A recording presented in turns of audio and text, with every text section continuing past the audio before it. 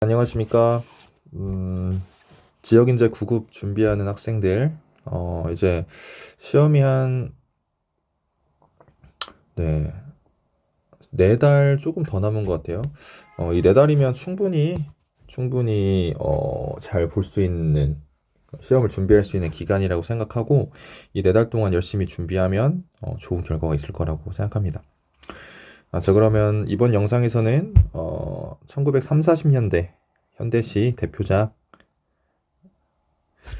3, 40년대가 아니죠. 3, 40년대 시 하나 더 보고, 그 다음에 60년대 이후 시 대표작 몇 가지 보도록 하려고 해요. 네. 먼저 1930, 40년대 대표작 하나만 보고 60년대 이후 시를 보도록 하겠습니다. 윤동주 시인의 참회록이라는 시입니다. 제목부터가 참회록이니까 뭔가 참회하고 반성하는, 그죠? 참회, 반성. 이런 걸 표현하는 시 같죠. 윤동주 씨는 거의 이제 주제가 유사하다고 이제 봐도 무방한데, 이렇게 뭐 자기 반성, 자기 성찰, 부끄러움, 식민지 지식인으로서의 어떤, 저번에 얘기했던 건데 한 번 더 써봅시다. 식민지 지식인으로서의 뭐 자아 성찰, 자기 반성, 또 부끄러움, 이런 것들을 표현했던 그런 시인이죠. 자, 내용을 볼까요? 파란 녹이 낀 구리 거울 속에 이 거울을 바라봅니다. 거울. 내 얼굴이 남아있는 것은, 거울에 자신의 얼굴에 비치겠죠. 자신의 얼굴이 거울에 비칠 거 아니에요. 어느 왕조의 유물이기에 이다지도 욕될까. 그래서 구리 거울을 보면서 자기 얼굴을 보면서 왜 이렇게 내 모습이 욕돼 보일까, 부정적으로 보일까 하고 이제 한탄하고 있죠. 이 구리 거울은 자기 자신을 보고 반성을 하게 해주는 물체니까, 그런 걸 보고 이제 자아 성찰을 할 수 있게 해줬잖아요. 이 거울에 비친 내 모습을 보면서 자아 성찰했으니까 의 매개체라고 생각하면 되겠고, 그리고 자신의 얼굴을 보면서 어느 왕조의 유물이기에라고, 왕조 하니까 딱 뭐가 떠오릅니까? 왕조, 뭐 우리 뭐 저기 진짜 왕조를 떠올릴 필요는 없고, 이제 어떤 비유적인 표현이잖아요. 우리 조국, 어느 조국의 국민이기에, 이런 식으로 우리가 의역해 볼 수가 있죠. 그래서 역사적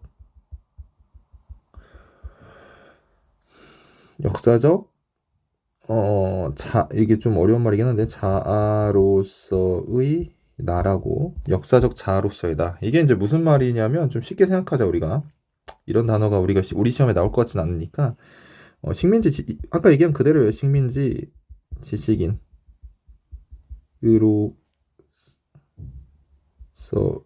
나를 이제 나타내는 겁니다. 식민지 국민이잖아. 어떻게 보면은 우리나라가 식민지가 됐고, 그 나라의 국민인 내가 왜 이렇게 욕돼 보일까 하면서 어떻게 보고 있습니까? 일단 첫 번째로 역사에 대한 반감이 나타나죠. 반감. 우리 식민지를 겪고 있는 우리나라에 대한 어떤 역사, 식민지의 어떤 암울한 상황에 대한 반감이 나타나고, 그리고 무기력하고 소극적인, 좀 확대를 해볼게요. 잘 안 보일 것 같으니까. 소극적인 자신에 대한 이제 반감이 나타나죠. 우리나라 역사에 대한 반감도 있고, 그리고 그 역사를 살아가는 지식인으로서의 내가 너무 소극적이고 무기력한 모습에 대한 반감도 있고, 그렇다고 보면 되겠지. 그 다음 보세요. 나는 나의 참회의 글을 한 줄에 줄이자. 그래서 내 모습이 너무 욕돼 보여서 참회의 글을 한 줄 쓰려고 해요. 어떻게 썼습니까? 이 줄표 되어 있고, 만 24년 1개월을 무슨 기쁨으로 살아왔던가. 그래서 화자가 지금까지 지내온 삶, 이게 이제 자기 어떤 태어난 이후로의 어떤 삶이잖아요. 요게 화자의 삶이에요. 무슨 기쁨으로 살아왔던가 하면서, 내가 지금까지 갈등을 많이 이렇게 한번 어떻게 할까요? 색깔을 좀 바꿔줄까?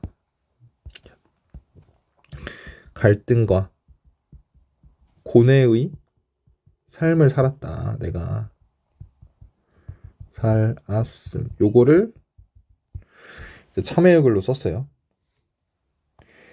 그다음 내일이나 모레나 그 어느 즐거운 날에, 이건 미래죠. 미래. 화자의 미래의 삶. 빨간색으로 할까? 화자의 미래. 그죠? 나는 또 한 줄의 참회록을 써야 한다. 그때 그 젊은 나이에 왜 그런 부끄러움을 했던가 하면서 또 한 줄을 또 썼어. 그 식민지 시대의 그 내가 젊었고 식민지 지배를 당하고 있던 그 상황에 나는 왜 그렇게 부끄러운 고백을 했던가, 왜 그렇게 갈등과 고뇌만 하면서 살았을까. 이게 이렇게 연결되는 거죠. 쉽게 말하면 빨간색으로 합시다. 이렇게 연결되는 거예요. 이렇게. 이게 이제 갈등과 고뇌의 삶만 왜 내가 살았을까, 이렇게 연결되는 거예요. 그래서 역사적 현실에 적극적으로 대응하지 못하고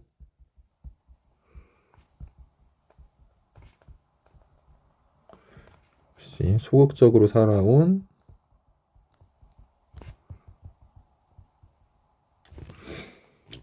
자신을 이렇게 부끄럽게 생각하는 거죠. 그죠? 그래서 이렇게 다짐을 합니다. 그 다음 연 보세요. 밤이면 밤마다 나의 거울을 손바닥으로 발바닥으로 닦아보자. 네. 그래서 거울을 닦아보자고. 왜 닦아볼까? 이게 뭘로 생각해야 되냐면, 닦는다. 그리고 손바닥 발바닥으로 닦는다. 그죠? 이게 뭘로 생각해야 되냐면 자기 성찰이야. 자기 성찰. 아주 철저한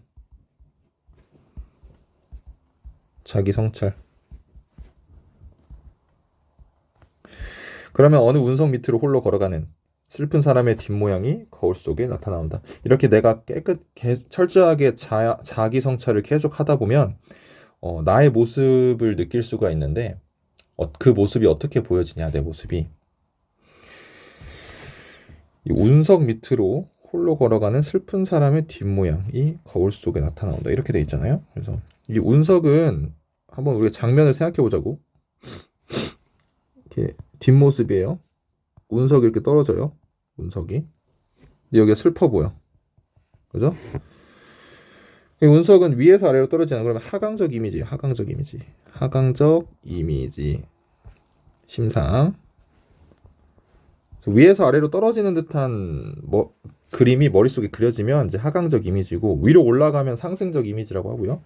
이 하강적 이미지를 쓰면 어떤 효과가 있냐면, 어떤 느낌을 주냐면 좀 부정적인 느낌을 줘. 죽음, 소멸, 이런 부정적인 이미지를 줘요. 부정적 이미지. 주로 낙엽이 떨어진다, 비가 내린다, 이런 식으로 뭐가 위에서 아래로 떨어지면은 뭔가 죽음, 소멸, 부정적 이미지를 느끼게 해주는 경우가 많아요.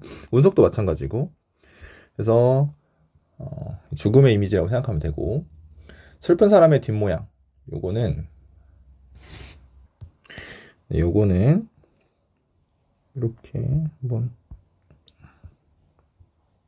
요거는 이제 첫 번째로는 식민지, 똑같아요. 식민지 지식인으로서 슬픔, 그죠? 슬픔을 표현하는 거고, 이제 두 번째로는 화자의 비극적 삶을 표현하는 거라고 볼 수도 있죠, 그죠? 그래서 내가 계속 자기 성찰을 계속 하다 보면은 내 모습이 머릿속에 그려져. 거울에 비치듯이. 그 모습이 운석 밑으로 걸어가는 슬픈 사람으로 보여준단 말이야. 그래서 식민지 지식인으로서의 어떤 힘들게 사는 자신의 모습을 소극적이고 또 무기력하게 살아오는 자기의 모습이 그려진다고 볼 수도 있고, 또는 미래의 자신의 모습이 뭔가 비극적으로 느껴져서, 그죠? 미래의 내 모습이 비극적인 삶일 것 같다는 생각이 들어서 이렇게 슬픈 사람의 뒷모습이라고, 내 미래의 모습이, 이건 미래의 모습이에요. 내 미래의 모습이 비극적인 삶을 살지 않을까? 이렇게 생각을 해서 내 모습이 슬퍼 보인다. 이렇게 생각을 해서 요 글을 썼을 수도 있죠. 두 가지로 생각하면 됩니다. 네. 그래서 이렇게 우리가 시를 분석을 해봤어요. 네, 그래서 우리가 정리 한번 볼까요? 정리. 주제는 이렇게 생각해보면 되고, 그리고 고백적, 참회적, 네. 거울의 상징적 의미, 자아인식의 매개체, 역사인식의 매개체, 소철한 자아 성찰, 그리고 슬픈 뒷모습, 역사적인 자신의 모습이죠. 역사적 자아. 자, 확인 문제 한번 풀어볼까요? 확인 문제. 이 시의 화자에 대한 설명을 적절하지 않은 것은? 자, 보세요.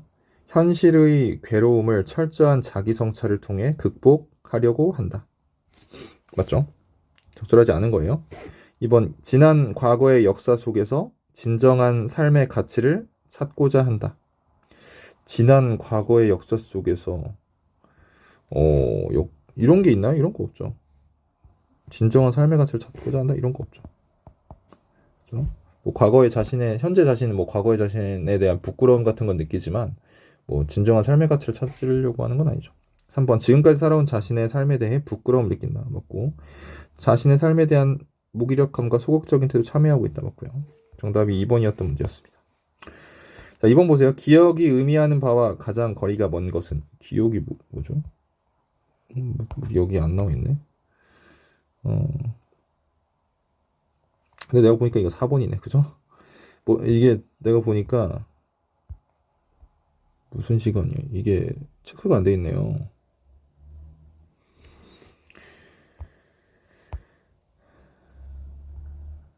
네, 이건 그냥 넘어갑시다. 어쨌든 4번이 이 시에 가장 맞지 않은 표현이니까 4번일 건데 뭔지 이제 체크가 안 돼 있네. 자, 이해와 감상 마지막으로 정리하고 한번 넘어갈까요? 이 작품은 자아성찰의 자세를 보여준 시다. 이 자아성찰의 내용은 욕된 역사 앞에 선 지식인의 책무와 관련된 것이다. 그 결과는 부끄러움으로 나타났다. 이 부끄러움은 욕된 역사 속에서 현실을 부정하지도 못하고 자신을 부정하지 못한 채 살아가는 지식인으로서의 자괴감과 깊은 관련을 맺고 있다.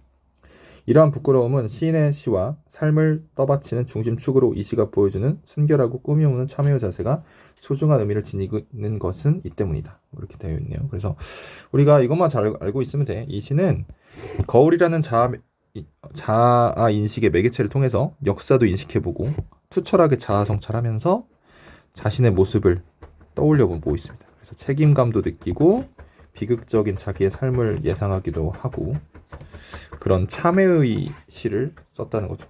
내가 지금까지 적극적으로 살아오지 못해서 이거 있죠.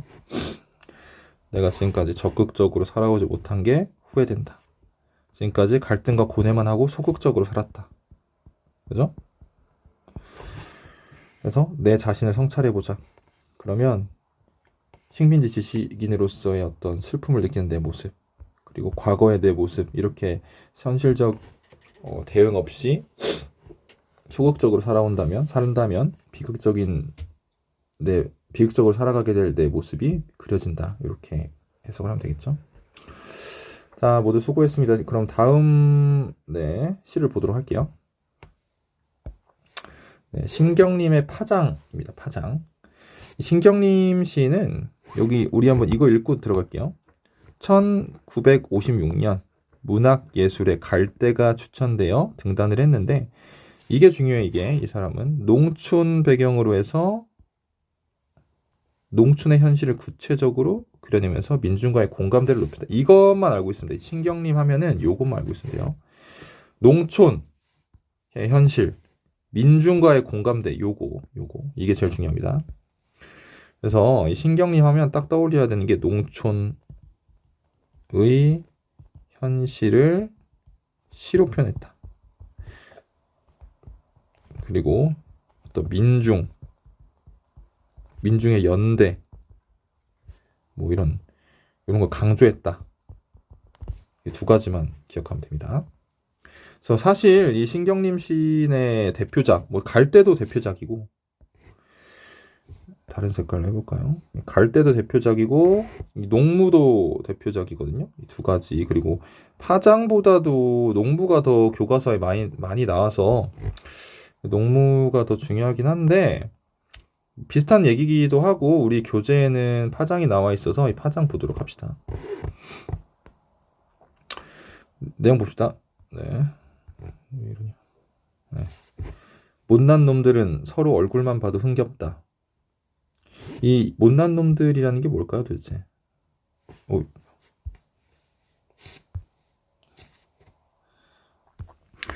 네, 이 못난 놈들은 농민이라고 보면 되겠죠. 농민. 이 농민들 자기 자신들을 이렇게 못난 놈이라고 표현하고 있잖아. 자조하는 거죠. 자조.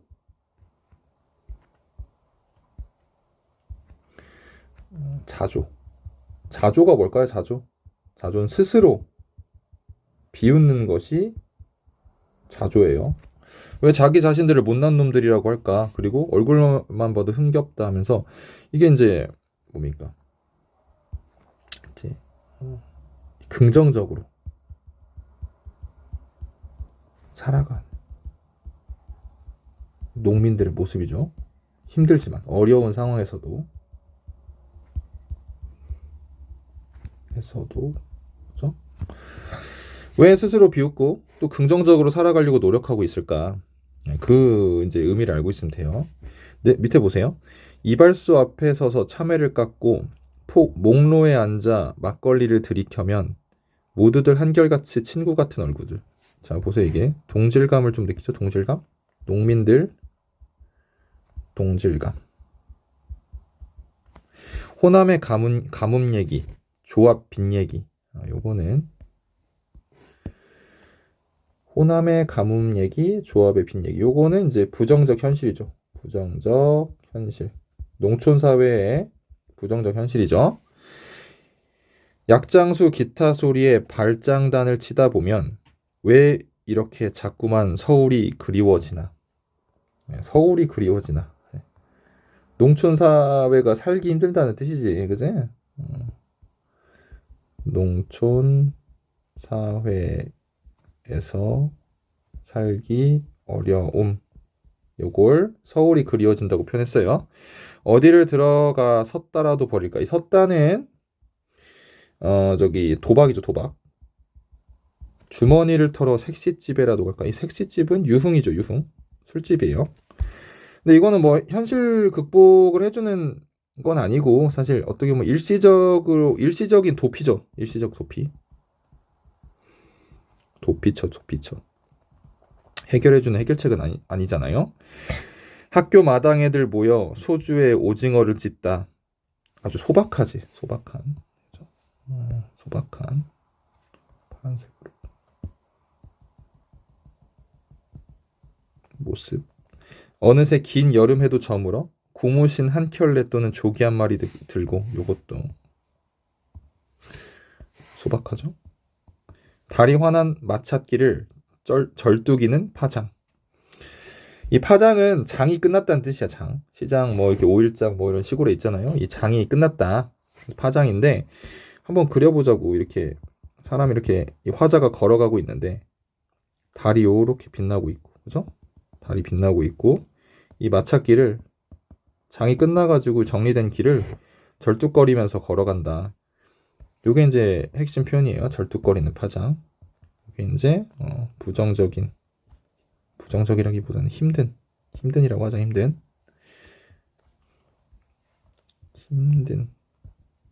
농민의 현실을 시각적으로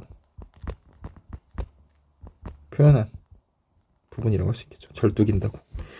아주 경제적으로 힘들고 제도적으로 힘든 그 농민의 현실을 절뚝인다는 표현으로 시각적으로 표현했다. 그래서 이게 이제 시각화했다는 거예요. 시각화. 시각적 이미지. 알겠죠? 그래서 이해와 감상 한번 볼까요? 시골 장터를 배경으로 농민의 생활 풍경과 그들의 삶의 애환을 사실적으로 그렸다. 이 시골 장터 시장이 열렸어요. 서로 얼굴만 봐도 흥겨운 곳이며 대화와 만남의 장인데 여기서 농민들의 애환이 느껴지죠.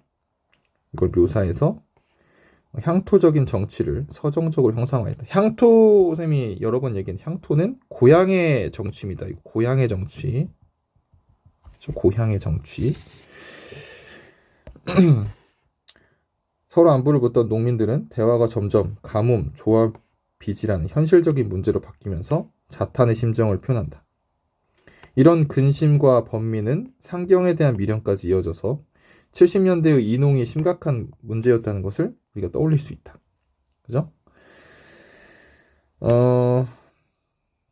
울적하고 서글퍼진 마음에 현실의 고통을 잠시 벗어나려고 일시적인 도피처를 찾았지만 결국에는 소박한 것들을 들고 집으로 돌아가는데 거기서 이 절뚝이는 파장 하면서 핵심 표현이 나오죠. 하이라이트. 요거 힘든 농민, 농촌 사회의 모습을 시각적으로 표현해서 절뚝인다고 표현한 이게 나타납니다.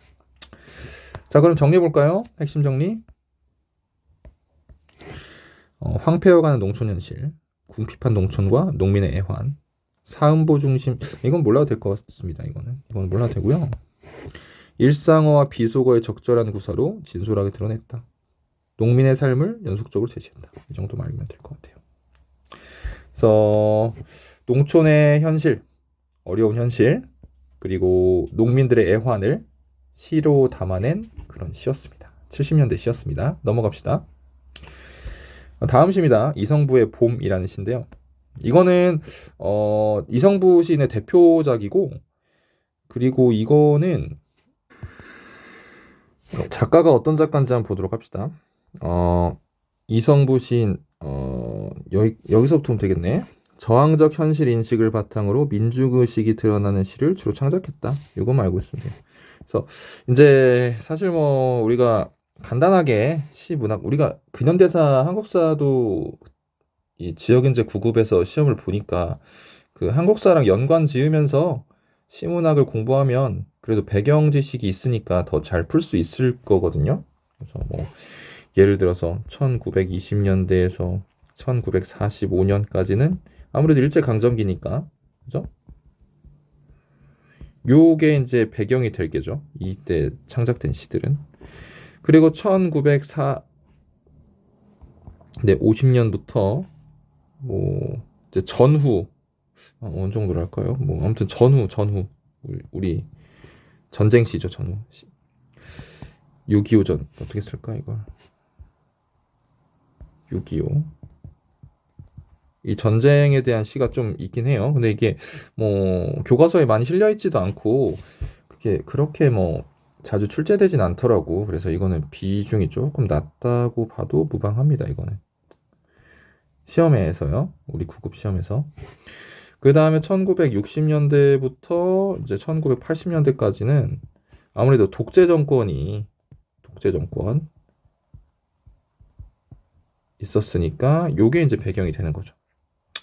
박정희, 박정희, 전두환 정도 이렇게. 그리고 1990년대부터는 이제 독재도 없으니까 이제부터는 이제 뭐 개인적인 뭐 서정 시가 되는 거죠. 특별히 뭐 어떤 범주가 막 정해져 있다기보다는 다양성? 개인적 서정은 뭐 다 마찬가지니까 지우고 다양성이라고 하죠. 다양성이 나타납니다. 그래서 이것만 잘 기억하고 있어도 큰 맥락에서 이것만 잘 기억하고 있어도 뭐 도움이 되죠. 충분히. 지울게요 이건.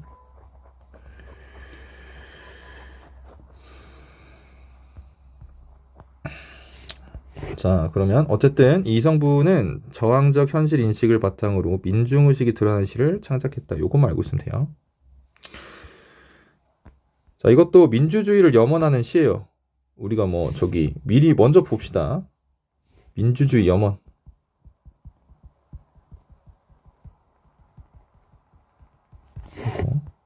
요거를 잘 머릿속에 기억해 두면서 시를 보면 됩니다. 지금 독재 정권 시기에서 쓴 시라고 염두에 두면서 감상을 해봅시다. 기다리지 않아도 기다림마저 잃었을 때도 너는 온다 하면서 이거 중요합니다. 의인화했다. 봄을 의인화해서 표현했다. 그렇죠? 이 너는 인칭 대명사죠? 사람을 지칭할 때 쓰는 대명사. 너는 봄을 의인화했다. 요게 이제 중요합니다. 어디 뻘밭 구석이거나 썩은 물웅덩이 같은 데를 기웃거리다가 한눈 좀 팔고 싸움도 한판 하고 지쳐 나자빠져 있다가 이게 지금 봄이 늦는 이유야. 봄이 늦는 이유. 그죠? 다급한 사연을 듣고 달려간 바람이 이 다급한 사연은 뭔가 문제가 있다. 그지? 지금 뭔가 문제가 있죠. 현실에. 이게 부조리가 심한 현실. 요걸 듣고 흔들어 깨우면 눈 부비며 너는 더디게 온다. 근데 어떻게 와요? 더디게 오죠. 더디게. 천천히라도 반드시 온다는 그런 확신을 표현하는 시예요. 더디게 마침내 올 것이다. 이렇게 해서 봄이 온다는 확신. 요게 중요합니다. 봄이 온다는 확신. 그리고 의인화 중요하고요. 확신 중요하고요. 너를 보면 눈부셔 일어나 맞이할 수가 없다. 입을 열어 외치지만 소리는 굳어 나는 아무것도 미리 알릴 수가 없다. 가까스로 두 팔을 벌려 껴안아 보는 너. 먼 데서 이기고 돌아온 사람아. 해서 봄이 온 것에 대한 기쁨. 그죠? 파란색으로 쓸까 이것도. 봄이 온 것에 대한 기쁨이고 요거는 온갖 역경을 이기고 온 봄에 대한 얘기죠. 근데 또 사람이라고 표현했지, 그치? 그래서 의인화 시켰어요. 요것만 알고 있으면 아주 쉽게 해석할 수 있는 그런 시죠. 여기 부분 보면 어때요? 눈부셔 맞이할 수 없다. 이건 이제 봄에 대해서 찬탄하는, 그지? 봄에 대한 찬탄. 눈부셔, 그죠? 이 봄은 뭘 의미할까요? 상징적으로 너무 쉽죠. 어떻게 보면 간단한 상징이죠. 봄은 민주주의를 상징합니다. 그래서 요게 핵심이죠, 핵심. 이 시의 핵심. 봄은 민주주의를 자유, 민주주의 이런 걸 상징하고 이 봄을 의인화시켜서 봄이 조금 늦지만 이 부조리가 심한 현실에서 봄은 반드시 온다. 그래서 이 봄이 오면 너무 눈부셔서 찬탄할 거고 너무 기쁠 거고 이 온갖 역경을 이기고 온 봄에 대해서 기쁨을 느낄 거다. 이런 내용의 시라는 거죠. 네, 그래서 이 해와 감상 보면 이런 내용들이 쭉 나와 있어서 이건 굳이 안 읽어도 될 것 같아요. 그래서 봄을 의인화했다. 특징, 확신에 찬 어조가 쓰였다. 이 정도. 확인 문제 한번 풀어봅시다. 이 시의 시적 화자에 대한 이해로 가장 적절한 것은 낙관적인 전망, 고난의 수능, 공감, 대상이 겪을 고통에 대한 공감, 답답함을 인내심으로 이겨를 네, 1번이죠. 낙관적인 전망. 그래서 이렇게 민주주의를 봄으로 상징해서 의인화시켜서 봄이 반드시 온다는 그런 확신을 표현한 70년대 시였습니다. 넘어갑시다. 이제 오늘 영상의 마지막 시입니다. 황지우 시인의 새들도 세상을 뜨는구나. 이 시도 마찬가지예요. 이 시도 마찬가지인데 뭐가 마찬가지냐면 독재 정권에 대해서 비판하고자 하는 의미를 담은 시입니다. 그래서 시대가 여기 보면 1980년대로 나와 있지. 이거는 이제 전두환 정권 때 이제 독재 정치에 대해서 비판하고 자유 민주주의를 희망하는 그런 내용의 시입니다. 그래서 한번 우리 내용 볼까요? 새들도 세상을 뜨는구나. 한번 볼게요. 영화가 시작하기 전에 우리는 이게 80년대에는 지금 영화관 가면은 광고 보고 영화 보잖아요. 우리나라 저기 광고 나오고 영화 보잖아. 근데 예전에 80년대에는 애국가를 부르고 영화를 봤대, 일어나서. 그런 제도가 있었나 봐. 그거에 대한 얘기예요. 그것에 대한 시입니다. 영화가 시작하기 전에 우리는 일제히 일어나. 여기서 보세요. 일제히 일어나 애국가를 경청한다. 일제히는 획일성을 말합니다. 획일성. 우리 군사 정권, 군사 독재라고 하죠. 군사 독재. 전두환, 박정희 전부 군인 출신이잖아. 그래서 어떤 군인들이 좀 뭔가 통일성 있고 획일화돼 있잖아요. 그래서 이 획일화돼 있고 획일성을 강요하는 그 시대 분위기를 이렇게 일제히 일어났다라고 표현을 한 거예요. 애국가는 이제 강요된 애국심이죠. 애국심이 뭐 저절로 생겨야지 이렇게 뭐 강요한다고 생깁니까? 뭐 그거는 아닌 것 같죠. 그래서 뭔가 애국심을 가져라 이렇게 강요를 하고 있는 그 당시 사회 분위기, 무조건 애국가를 불러야 된다. 영화 보기 전에 애국심을 가져라 이렇게 강요하는 사회 분위기를 비판하는 거지. 자, 봅시다. 그 영상도 나오겠죠? 스크린에. 삼천리 화려강산의 을숙도에서 일정한 군을 이루며, 네, 일정한 군. 요것도 획일성. 갈대숲을 이륙하는 흰 새떼들. 영상의 스크린에 그 애국가가 흘러나오면서 우리나라 모습 뭐 이렇게 뮤직비디오처럼 막 나오는 거지. 우리나라 모습이. 흰 새떼들이, 이 흰 새떼는, 네, 자유로운 존재입니다. 이거는 색깔 다르게 해볼까?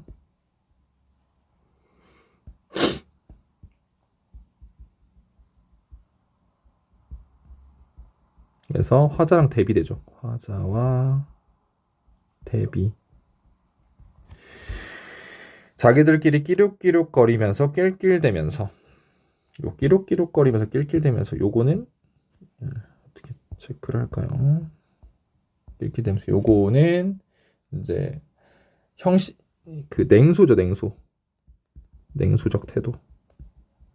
차가운 웃음이란 뜻입니다. 냉소가.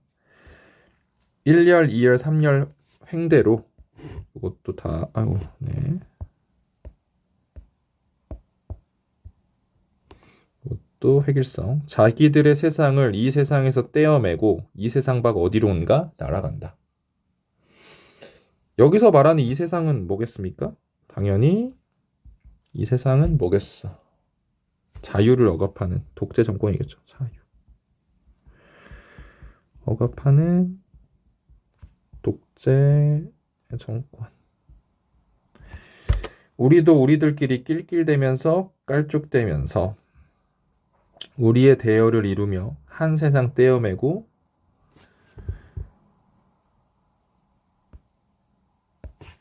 다 이게 냉소적인 태도예요. 냉소.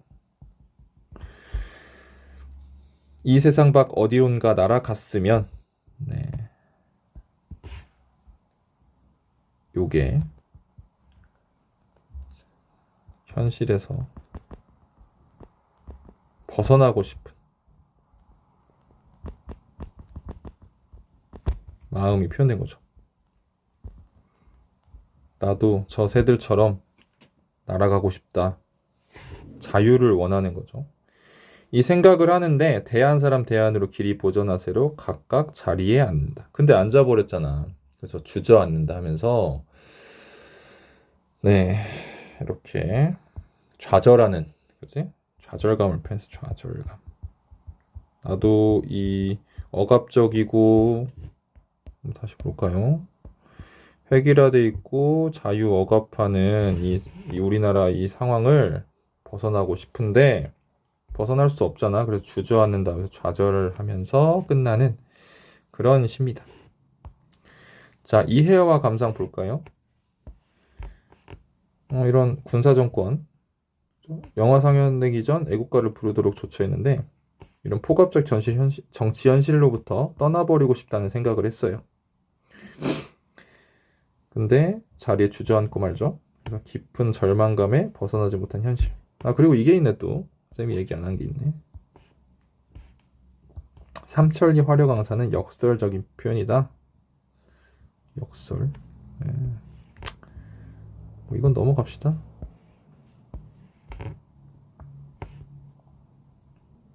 이건 넘어갑시다. 옆에 보세요.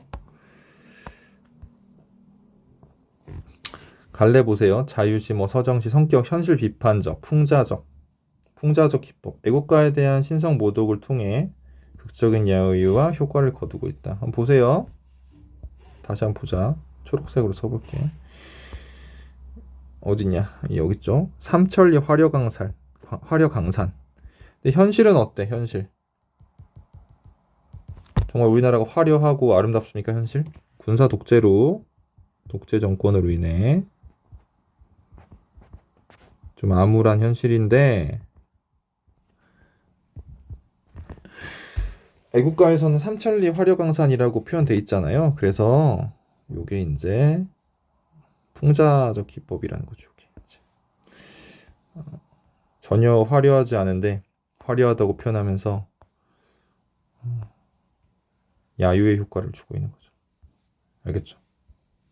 알겠지?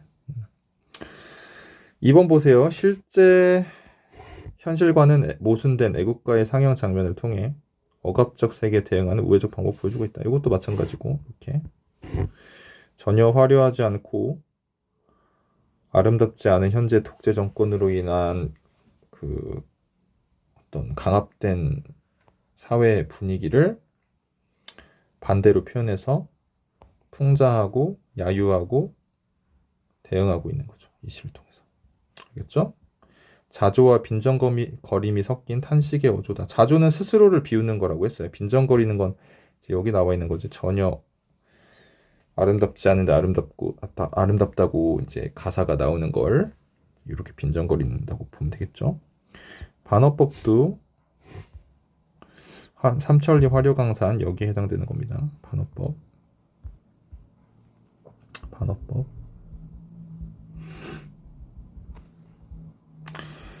그래서 애국가의 시작과 끝에 맡은 구성. 주제는 이렇게 보면 되겠죠. 주제. 암울한 현실을 벗어나고 싶은 소망과 그 좌절이다. 자, 문제 한번 봅시다. 이 시는 1980년대의 시대 상황을 배경으로 한 시다. 이런 시대 현실을 암시적으로 드러낸 표현 중 의미가 다른 것은? 볼까요? 일제 일어나. 이거 획일화. 이렇게 진할까요? 조금 얇게 해볼까요?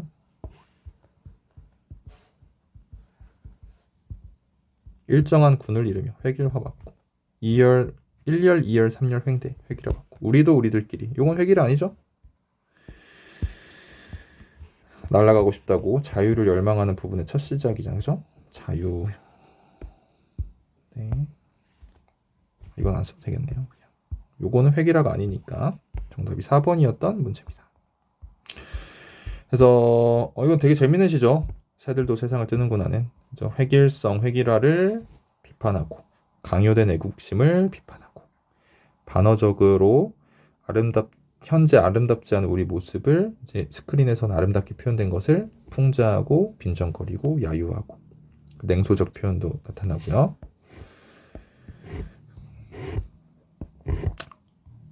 벗어나고 싶은 마음 표현했지만 좌절감을 느끼는, 그리고 이 흰새 때는 화자와 대비되는 자유로운 존재고, 반어법도 나오고 자조적 말투, 빈정거린 말투, 풍자, 우회적 비판 이런 것들 나오고 있습니다. 네, 이번 영상은 여기까지 하고요. 다음 영상에서 60년대 이후시 대표적인 시들만 몇 개 더 봐서 마무리하겠습니다. 현대시는 이렇게 마무리하고 그 다음 현대소설로 넘어갈게요. 모두 수고했습니다.